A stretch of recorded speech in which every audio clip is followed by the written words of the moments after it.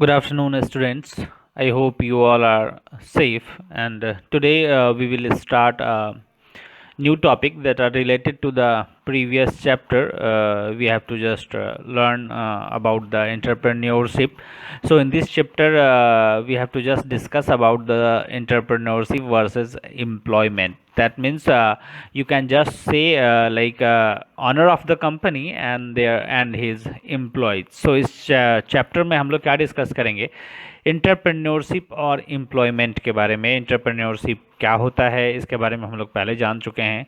हम लोग यहाँ पे दोनों में डिफरेंसेस की बात करेंगे कि what is entrepreneurship and what is the employment. So just simple you can just say it's honor of the company and employees his employees, उस कंपनी का ऑनर जो हुआ, it's entrepreneurship and entrepreneur also, you can just say an employees employment, that means कि that type of employees work into that entrepreneur enterprises. So in this chapter we just discuss about these things.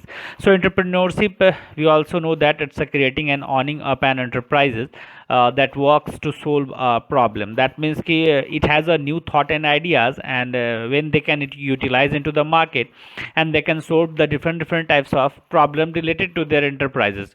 उससे enterprises में जो भी problems आती है वो उसे क्या करता है, solutions करता है. Now the entrepreneur takes the ownership of everything that happens into their enterprises.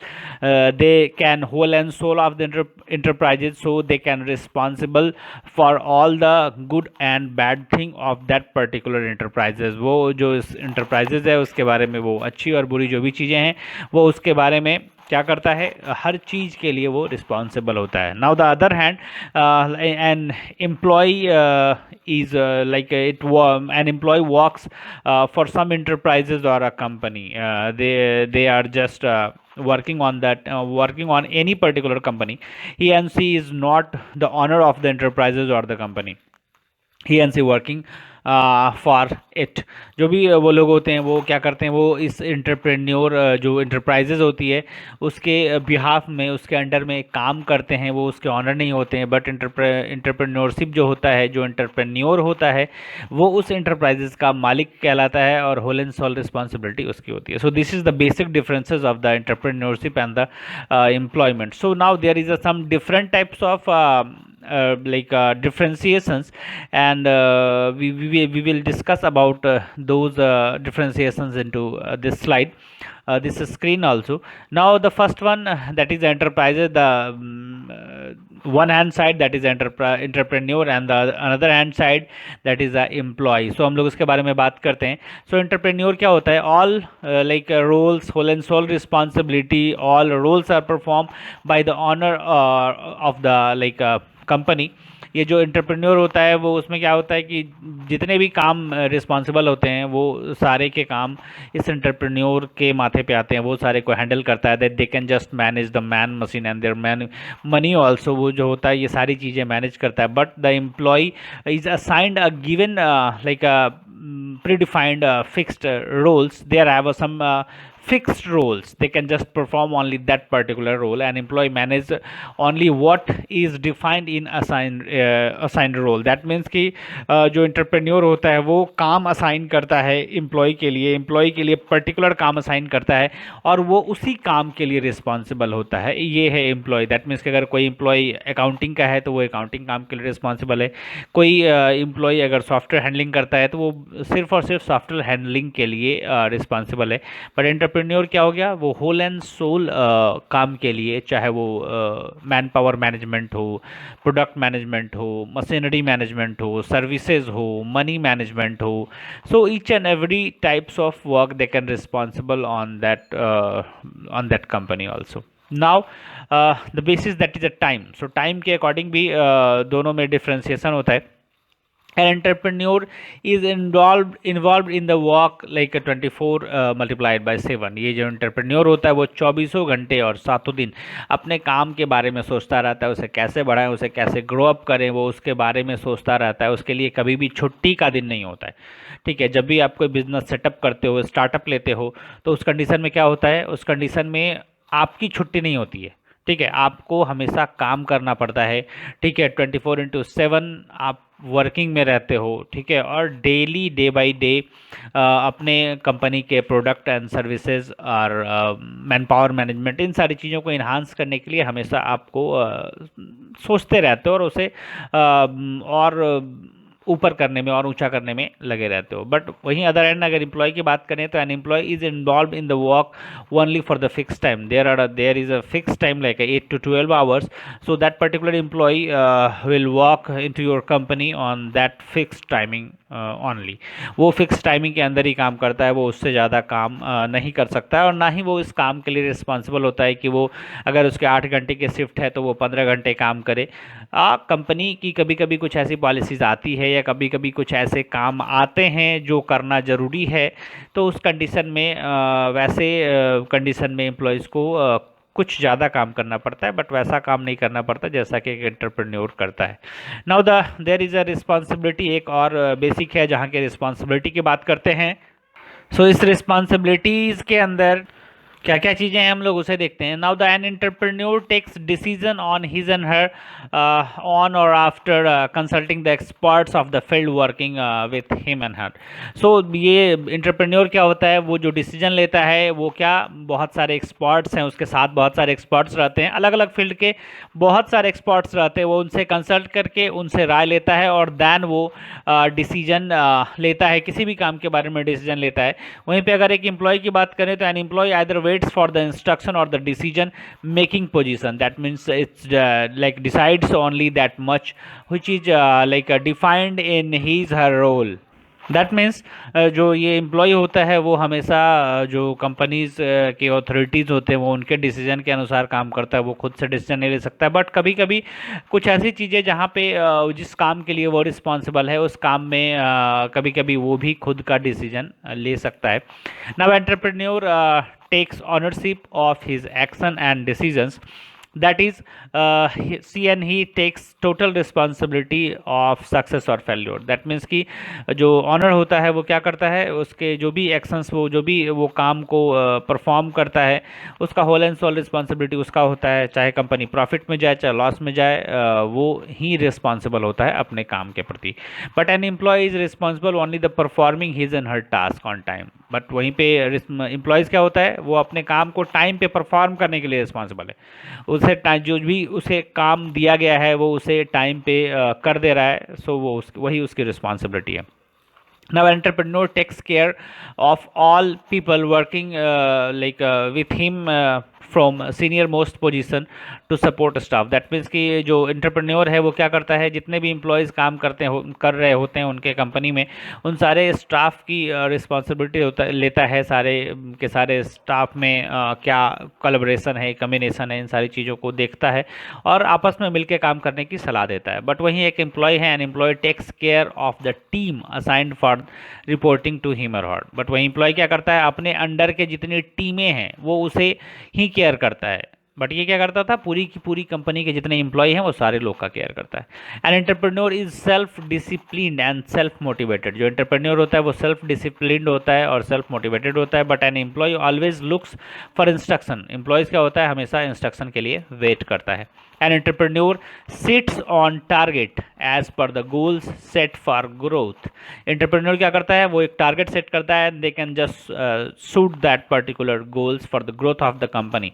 But an employee target is set by higher ups. उसका जो टारगेट होता है वो हमेशा ऊंचा जाने का होता है। दैट मीन्स कि दे वांट प्रमोशंस। वो क्या करता है, सिर्फ प्रमोशन के लिए सोचता है, उससे ज़्यादा वो कोई चीज़ें नहीं सोचता है। बट वहीं पे एंटरप्रेन्योर क्या करता है, वो अपने आप को हाई पहुंचाने की कोशिश करता है, मतलब अदर सारे कंपनीज के बीच में।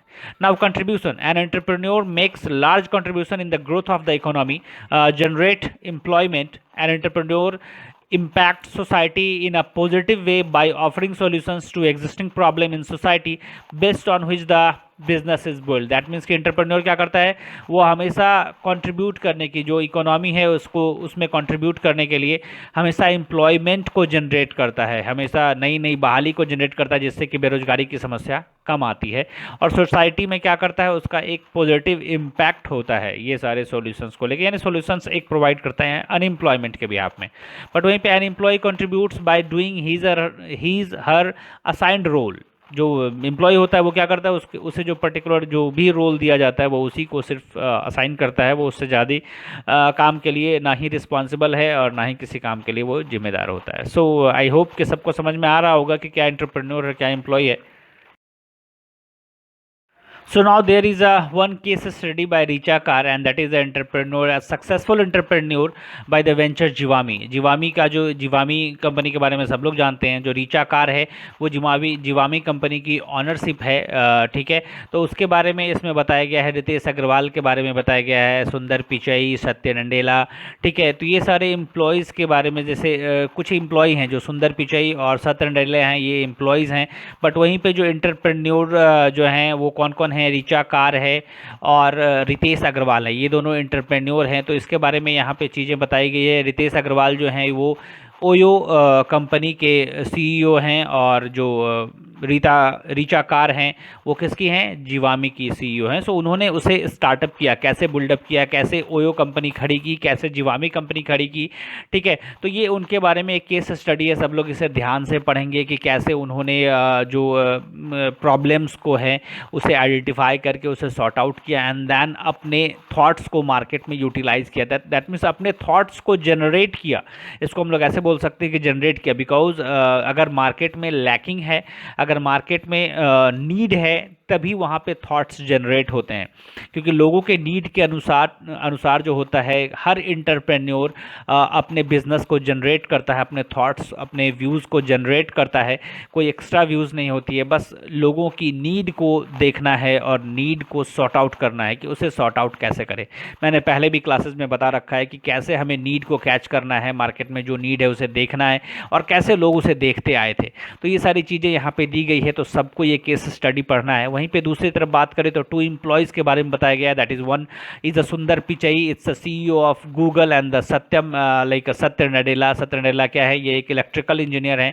ठीक है, एंड इनके बारे में भी बताया गया है यहाँ पे। तो इन दोनों जो हैं इनके बारे में भी केस स्टडी बताई गई है। तो ये लोग भी अपने आप को कैसे सक्सेस किए हैं और कैसे वहाँ तक पहुँचे हैं, ठीक है, अपने आप को कैसे ग्रोथ किया, बिल्डअप किया, इसके बारे में भी बताया गया है। तो इन सारे केस स्टडी को आप लोग ध्यान से देखेंगे और ध्यान से पढ़ेंगे। कहीं भी कोई कन्फ्यूजन होता है तो then you can just ask to me.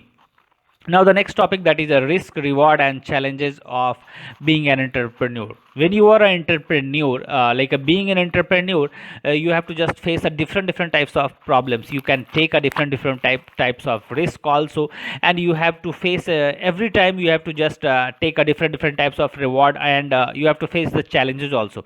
So आपको क्या करना पड़ता है, हमेशा रिस्क, रिवॉर्ड्स और चैलेंजेस के बीच में घिरा रहना पड़ता है। हमेशा आपको एक नई चैलेंजेस का सामना करना पड़ता है, हमेशा कोई ना कोई रिस्क आपके आगे पीछे मंडराती रहती है। सो एंटरप्रेन्योर में ये सारी समस्याएं आती है। तो हम लोग देखते हैं सबसे पहले कि रिस्क ऑफ एंटरप्रेन्योर। सबसे पहले जो क्या रिस्क होते हैं जब भी कोई एंटरप्रेन्योर बनता है, अपने थॉट्स को मार्केट में यूटिलाइज करता है। एक एंटरप्रेन्योरशिप, एक सक्सेसफुल बिजनेस मैन बनने की शुरुआत होती है, तो उस शुरुआती दौर में उसे कहाँ कहाँ क्या क्या परेशानी आती है, वो सारी चीज़ों के बारे में हम लोग देखते हैं। So first one, that is a no guarantee of pay check. That means कि entrepreneurs never have a guarantee of pay check. उसका जो होता है वो पे चेक का कोई गारंटी नहीं होता है। दैट मीन्स कि वो जो मार्केट में यूटिलाइज कर रहा है, उसके बिहाफ में जो भी इन्वेस्ट कर रहा है, तो उसके बेनिफिट में उसे क्या क्या चीज़ें मिल सकती है, ये पहले से उसकी कोई गारंटी नहीं होती है। In fact the income is so low as even if there are small earning, a maximum share of these is invested back in the venture. That means कि there is no guarantee to back of that particular investment. वो जो investment किया है उसके behalf में उसे कोई भी पे चेक या पे बैक नहीं मिल सकता है। Now no regular income on that particular entrepreneur, there have no regular income. उसके पास कोई रेगुलर इनकम नहीं होता है। They only dependent upon their companies, upon their enterprises. वो क्या होता है, अपने इंटरप्राइजेज पे ही डिपेंडेंट रहता है। ठीक है, और उसके बिहाफ में स्टार्टअप में उसे कोई भी रेगुलर इनकम नहीं मिलता है। नाउ नो पर्सनल टाइम, इसके लिए इसमें क्या होता है, जब भी आप कोई भी नया बिजनेस सेटअप करते हो तो आपके पास खुद के लिए पर्सनल टाइम बहुत ही कम हो जाता है। Because you have to just work 24/7। मैंने पहले भी बता रखा है कि every time you have to just work like 24 hours multiplied by 7। 24 घंटा 7 दिन आपको काम करना पड़ता है। You have no any extra time for the other work, so you have to do their on their total time into their business, their enterprises. So no personal times you have. Now emotionally taxing initially. So emotionally taxing के लिए भी जैसे बहुत सारे लोग क्या होते हैं. So now, while you are setting up an entrepreneurial venture, an entrepreneur is involved at every aspects of the venture, be it hiring right people, outsourcing up work, investment, taking up a decision. So you have to just you have to just emotionally taxing. That means कि you can remove the emotionally taxing. जब भी आप startup करते हो तो उस समय आपके पास बहुत सारे इमोशनल अटैचमेंट्स आते हैं. जैसे कि आपको एम्प्लॉय रखते हो तो आपको डर रहता है कहीं वो छोड़ ना दे. ठीक है, तो आप उससे कहीं ना कहीं इमोशनली भी अटैच होने लगते हो. तो ऐसे सारे प्रॉब्लम्स आते हैं. तो ये सारी प्रॉब्लम्स नहीं आनी चाहिए. ये सारे हर्डल्स हैं, ठीक है, जो कि ये स्टोन माइलस्टोन बोल सकते हो आपकी. ये सारे माइलस्टोन आते हैं जब भी आप कोई भी नया एंटरप्राइज सेटअप करते हैं, सेटअप करते हो. So you can just get all the risks while you are just creating the enterprises. Now there are some rewards of entrepreneurs. कुछ rewards होते हैं entrepreneur के लिए. So the risk of becoming a full time entrepreneur are many, but the rewards outweigh them. जो rewards होता है वो उसके लिए इंतजार कर रहा होता है. So you live your passion. सबसे पहले क्या होता है कि आपको जो अपने जीने का तरीका होता है, like do something you love and you will never work a day in your life. That means कि आप सिंपल बात समझ सकते हो कि जो आपका पैसन होता है आप उसे यूटिलाइज करते हो. जब भी कोई एंटरप्रेन्योर जो होता है अपने एंटरप्रेन्योरशिप, अपने बिजनेस को, अपने एंटरप्राइजेस को एस्टेब्लिश करता है, तो वो अपने अकॉर्डिंग एस्टेब्लिश भी करना चाहता है. क्योंकि उसका जो मूड होता है, उसका जो वर्क स्ट्रैटेजी होता है, उसका जो काम करने का झुकाव होता है, तो जिस भी सेक्टर में उसका झुकाव होता है वो उस सेक्टर को ज़्यादा पसंद करता है और वो उस सेक्टर पे जो अपने पैसन के अनुसार उस पर वर्क करता है and they can perform better. Now great boss.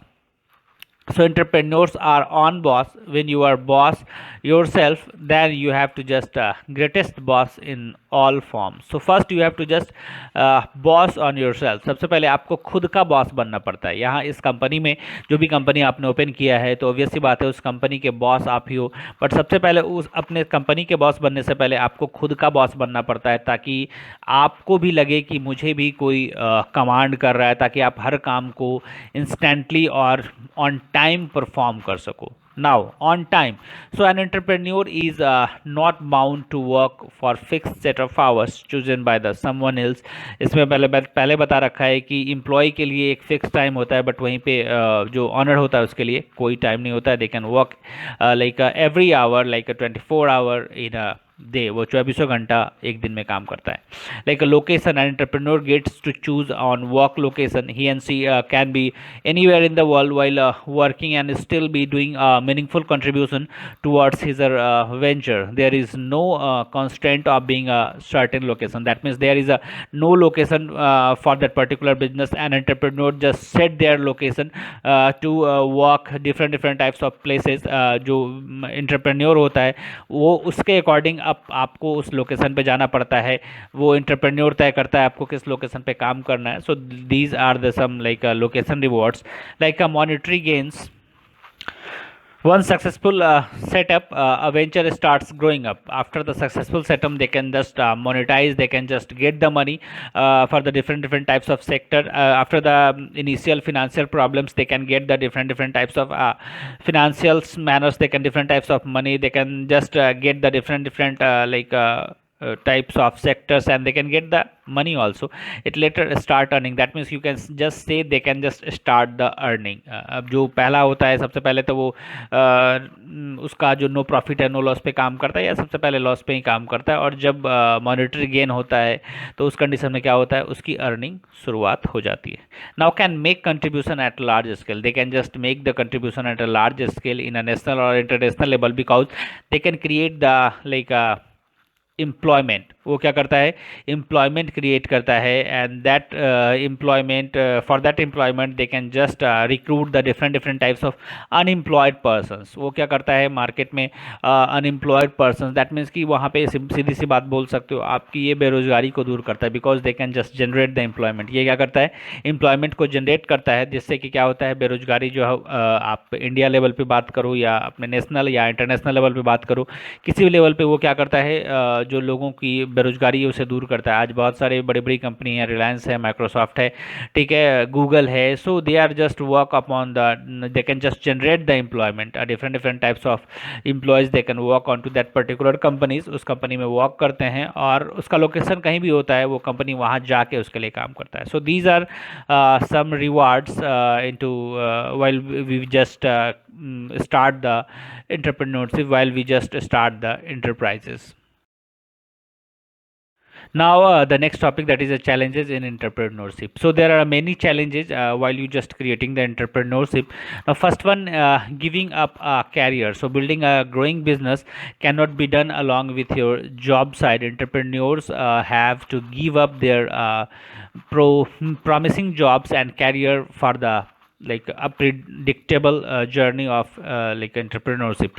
So इसमें क्या करता है, ये जस्ट एक कैरियर, अपने कंप्लीट कैरियर को स्टार्ट, इसके थ्रू हम लोग अपने करियर को एक ग्रो अप दे सकते हैं, अपने करियर को स्टार्टअप करा सकते हैं। ये हमारे लिए बहुत बड़ा चैलेंज होता है, क्योंकि हमें सारे के कैरियर, सिर्फ अपने कैरियर को नहीं, हम लोग पूरे के पूरे जो भी बाकी लोग हैं उनके कैरियर भी हमारे से जुड़े हुए होते हैं, क्योंकि हम लोग क्या करते हैं, जनरेट करते हैं एम्प्लॉयमेंट। सो ये बहुत बड़ा सेक्टर है और इसके थ्रू कैरियर्स को हम लोग बिल्डअप करते हैं, ठीक है। So this is the giving up a career. Now team building, you have a capacity to build up your team. So the entrepreneurship have a capacity to build up the teams, they can just build up your team there on that particular effective cost. जो होता है उसके cost पे, वो अपने cost पे team building का काम भी करता है। Now cash flow management, they can manage the cash flow in a crucial manner, in a crucial situations also. They can survive their business into the market while the situation is a very bad. They can just manage the cash flow, it's outgoing cash and the ingoing cash. Cash जो आता है और जाता है, इस cash को वो manage करता है, कहाँ से कौन सा कैश मैनेज होगा इसे मैनेज करता है। Now there is a time management, so they can manage the time also. वो क्या करता है, मल्टीपल रोल्स के लिए टाइम्स को मैनेज करता है, एम्प्लॉयज़ को मैनेज करता है। They can just create the different types of skills to the different types of people. They have the making like a decision making capacity. Entrepreneurs के पास क्या होता है, वो decision making capacity होता है। They can take the decision for the different types of work to achieve their goal also. Now tasking, risk and mitigation. So ये हमेशा क्या करता है, रिस्क लेने के लिए तैयार रहता है। They can just take the different types of risk. मैंने पहले भी बता रखा है क्या क्या रिस्क होते हैं। सो जो ये एंटरप्रेन्योरशिप होता है वो हमेशा रिस्क लेने के लिए तैयार होता है। Each and every time they can just facing the different types of risk.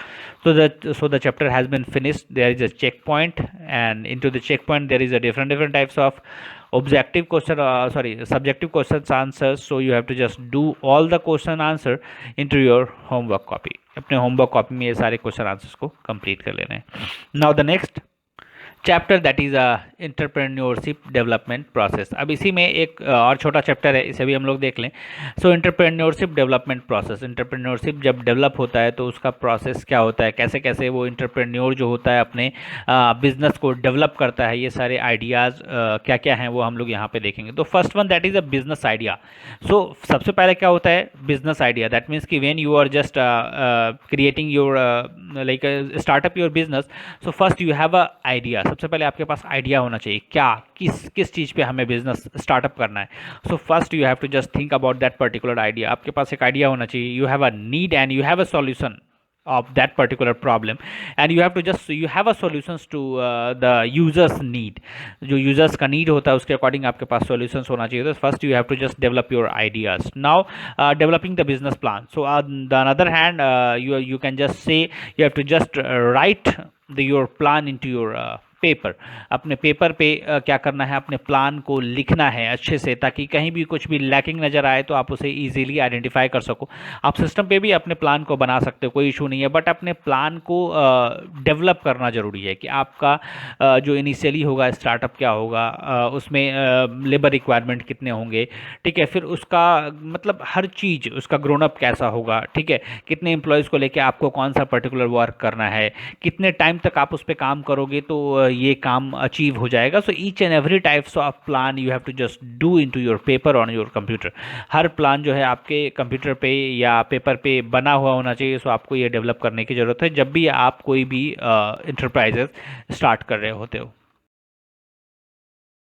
So in this screen, we have to just see in chapter figure 4.1 there is a some business plan content like a title of page. तो सबसे बड़ा title क्या होता है उसका, executive summary ये like it's short description of the plan. ये एक शॉर्ट डिस्क्रिप्शन है प्लान का। कंपनी डिस्क्रिप्शन, कंपनी के बारे में क्या क्या चीज़ें, उसका विजन गोल, ठीक है, वो क्या है इसके बारे में, लेकिन उसके बाद उसके प्रोडक्ट और सर्विसेज के बारे में, उसके बाद उसके मार्केटिंग प्लान के बारे में कि मार्केटिंग प्लान उसका कैसे कैसे हम उस प्रोडक्ट की मार्केटिंग करेंगे, ठीक है, उसका ऑपरेशनल प्लान क्या होगा कि जो एम्प्लॉयज़ ऑपरेशन में हैं, ठीक है, तो यानी कि उसका मैन्युफैक्चरिंग है, सर्विसेज है, ये सारे कैसे कैसे प्लान होंगे इसके बारे में। मैनेजमेंट में कौन कौन रहेंगे, मैनेजमेंट स्ट्रक्चर कौन सा होगा, कौन से जो एम्प्लॉयज़ हैं वो क्या मैनेज करेंगे, ये सारी चीज़ें के बारे में। और फिनांशियल प्लान मतलब फिनांशियल जो मैनेजमेंट है वो, ये सारे प्लान्स के बारे में हमें कंप्लीट एक फॉर्मेट तैयार करना होता है, लिखना होता है, तब जाके वो एक प्लान एक रेडी फॉर्मेट, क्योंकि जब हम पेपर फॉर्मेट में रेडी करते हैं तब हम उसे एग्जीक्यूट करने के लिए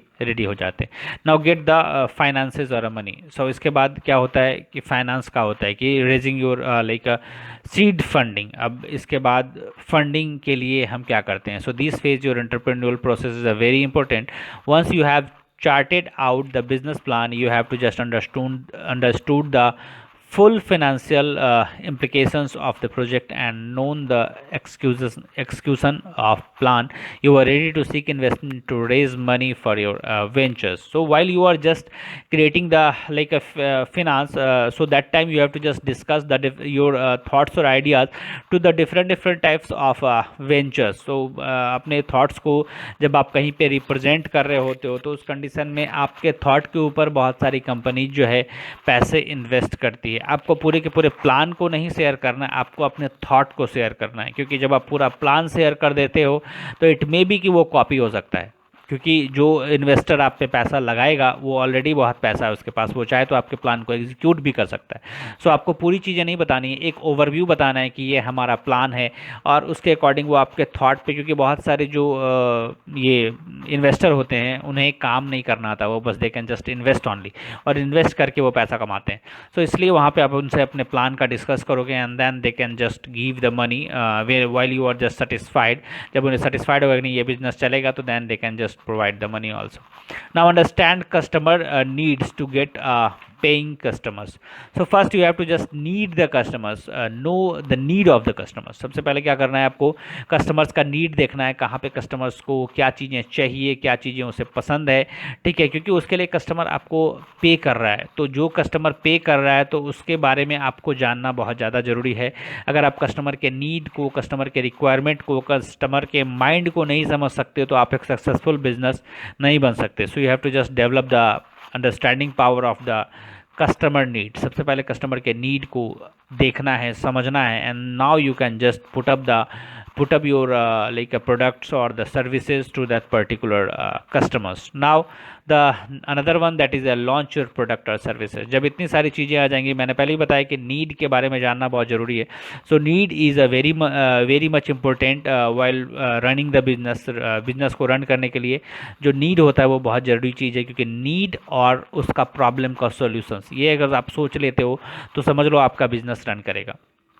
उसमें भी नीड क्या है, नीड के लेवल को देखना ज़रूरी है। अब ऐसा नहीं कि यूज़लेस नीड है तो उस यूज़लेस नीड पे हम काम कर रहे हैं। कोई अगर न्यू नीड है, कोई नया थॉट है, ठीक है, जब फ्लिपकार्ट आई थी तो उसने पहले नीड को देखा कि हाँ लोगों को ज़रूरत है कि घर तक अगर उसको सामान पहुंचाया जाए तो वो आसानी से उसे एक्सेप्ट कर लेंगे। और जैसे उसने उसके सॉल्यूशंस को निकाला और मार्केट में लॉन्च कर दिया, तो दे कैन जस्ट बिजनेसमैन, जब वो एंटरप्रेन्योर था और अब वो बिजनेसमैन है। So this is the grown up of their business. Now the next one that is the launch of your product and services. When you are preparing all the previous things then the time to launch your product और services. So जब ये सारे पिछले जितने भी चीज़ें बताई गई, अगर वो सारी चीज़ें हो जाएंगी तो उसके बाद टाइम होता है क्या, प्रोडक्ट को लॉन्च करने का। उसके बाद समय होता है हमारे जो भी प्रोडक्ट हैं अब उसे इंट्रोड्यूस करने का। अब हम अपने प्रोडक्ट को, अपने सर्विसेज को इंट्रोड्यूस करेंगे। हम जिस भी सेक्टर में अपने आप को ले जा रहे हैं हम उस सेक्टर में अपने आप को इंट्रोड्यूस करेंगे। So it's the final setup of the entrepreneurship और बिजनेस। सो ये एक फाइनल सेटअप है। जब इस फाइनल सेटअप में आते दैट मीन्स कि हमने पिछले सारे प्लान्स को एग्जीक्यूट कर लिया है, हमारा फिनेंशियल मैनेजमेंट हो गया, कस्टमर के नीड को समझ लिया और उसके रिक्वायरमेंट का सॉल्यूशंस निकाल लिया। अब उसके बाद हम लोग बात करेंगे प्रोडक्ट लॉन्च की। तो उसके बाद होता है हम लोग इसे इंट्रोड्यूस करते हैं मार्केट में। यानी कि जब हमने प्रोडक्ट लॉन्च कर दिया, हमारा मैन्युफैक्चरिंग कंप्लीट हो गया, ठीक है, मैन्युफैक्चरिंग करके प्रोडक्ट हमारी कंपनी में आ गया, अब हम उसे ऑफिशियली अनाउंस करते हैं मार्केट के लिए। ठीक है, तो ऑफिशियली अनाउंस करने का मतलब होता है अब हम उसके एडवर्टीजमेंट पे देखेंगे, अब हम उससे मार्केटिंग पे देखेंगे, यानी इतनी सारी चीज़ें कंप्लीट होने के बाद तब बात आती है प्रोडक्ट इंट्रोड्यूस, उसके मार्केटिंग, उसके मैनेजमेंट के बारे में। तो ये सारे चीज़ें like you have to just different you have to just take the different types of like actions like taking feedback from the customers about their products. So while you are just introducing the product, you have to just say to the customers, if you have any types of feedback, you can just give the feedback on that related particular products. उस particular product से related जो भी feedback है आप मुझे दोगे, and most of the companies run their products upon the feedback। ठीक है, बहुत सारी कंपनी क्या होती है वो अपने फीडबैक पे अपने प्रोडक्ट को रन करती है। Now the next one that is finding out the shortcomings of your product and ideas. सबसे पहले क्या करना है कि शॉर्ट कमिंग्स यानी कि जो भी प्रॉब्लम्स हैं आपके प्रोडक्ट में, जिस भी तरह का प्रॉब्लम्स होता है उस प्रॉब्लम्स को क्या करना है, सॉर्ट आउट करना है, उस प्रॉब्लम्स को सही करना है। एंड देन अगर किसी भी प्रोडक्ट में गलती से किसी भी तरीके का डिफ़ॉल्ट आ जाता है, किसी भी सर्विसेज में किसी भी तरीके का फॉल्ट आ जाता है, तो उस कंडीशन में अपने शॉर्ट कमिंग्स को एक्सेप्ट करना है कि ये हमारा शॉर्ट कमिंग्स था, यहाँ हमारे प्रोडक्ट में प्रॉब्लम थी, हम लोग इसे अब इन्हांस करके फिर से मार्केट में लॉन्च करने जा रहे हैं। And after that you can just want to take the feedback also. Now the finding out how customers accept more from your product। अब आपको क्या समझना पड़ेगा कि जो भी कस्टमर्स आपके प्रोडक्ट को देख रहा है वो इससे और ज़्यादा क्या चाह रहा है, या आपके प्रोडक्ट में और ज़्यादा इन्हांसमेंट चाह रहा है। तो आपको ये भी देखना पड़ेगा, हमेशा आपको एक जो कस्टमर प्लेटफॉर्म है वो लॉन्च करके रखना होगा, कस्टमर उस पर फीडबैक दे सके, कस्टमर आपके प्रोडक्ट के बिहाफ में ये जानकारी दे सके कि ये प्रोडक्ट्स में ये शॉर्ट कमिंग्स है, ये प्रोडक्ट्स को अगर इस तरह से इन्हांस किया जाए तो ये मोर and more better होगा। So these are the things that when you can just apply after the launching, then you can get the success also। So I think सबके समझ में आ गया होगा, कहीं कोई कन्फ्यूज़न नहीं होना चाहिए। ऑल द थिंग्स जितनी भी चीज़ें इसमें बताई गई हैं वो सारे के सारे को बाइफर्केट करके क्लियर करके बताया गया है। तो आई होप सबके समझ में आ गया होगा, कहीं कोई कन्फ्यूजन इसमें नहीं होना चाहिए। Now the time to checkpoint. So into the checkpoint there are different types of question, subjective question. So you have to just solve the subjective questions into your homework copy। अपने homework copy में इसे solve कर लेना है। This is your homework for the next class. ये next class तक आपका ready हो जाना चाहिए और नेक्स्ट क्लास तक रेडी होकर आपकी कॉपी प्रिपेयर्ड हो जानी चाहिए। अगर उसके बावजूद भी कोई भी कन्फ्यूजन आता है तो just you can call me और the WhatsApp me to my number. You have a number, सबके पास मेरा नंबर है। तो दैन अगर कोई भी प्रॉब्लम है तो you can just call me और message me and then I will reply, I will solve your problem। So I hope सबके समझ में आ गया होगा। So have a good day, stay home, stay safe।